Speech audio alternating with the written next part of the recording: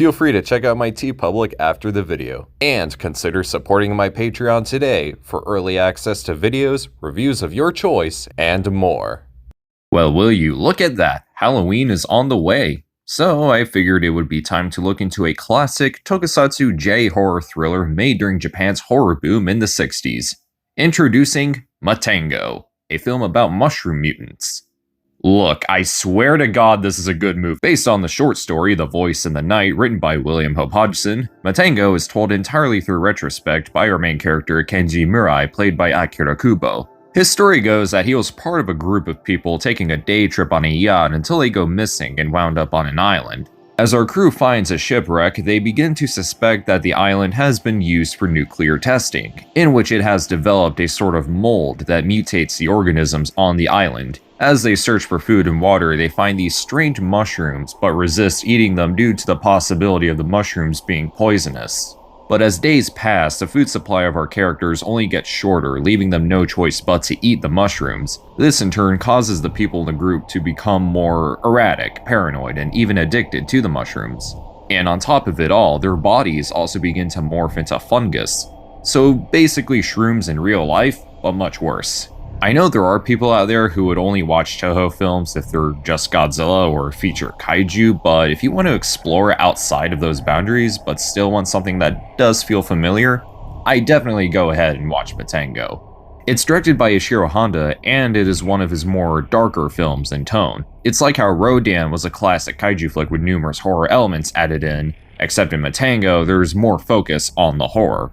I would also like to add that this movie also features a ton of Toho's more well-known stars, like the previously mentioned Akira Kubo, who definitely looks a lot better with facial hair, as well as Kumi Mizuno, Kenji Sahara, Hiroshi Koizumi, Hiroshi Tachikawa, Yoshio Tsuchiya, and Miki Yashio. Haru Nakajima even plays one of the Matango creatures.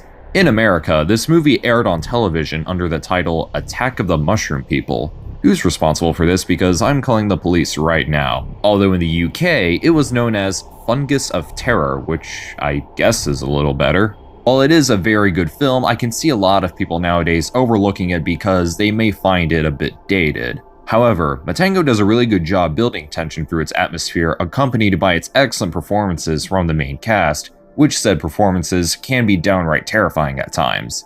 Especially as the film reaches its conclusion, along with a pretty shocking twist towards the end.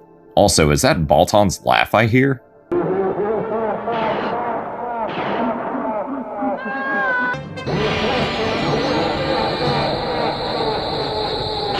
I should probably note that this movie did get into some controversy, as it was nearly banned because some of the makeup effects looked too much like victims of the atomic bombings of Hiroshima and Nagasaki. Back in 2017, Steven Soderbergh wanted to remake Matango but couldn't come to terms with Toho, and you know what? This movie could honestly use a remake. I can see Matango getting good treatment if it were revived in the style of modern horror, if done right, examples being Halloween 2018 and the new It movies.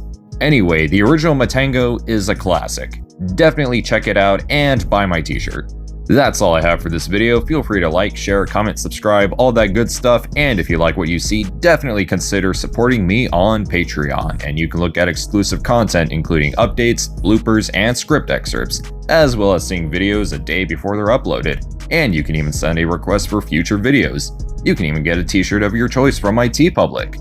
Once I reach enough patrons, I will review the Tokusatsu television series Red Man from Tsuburaya Productions.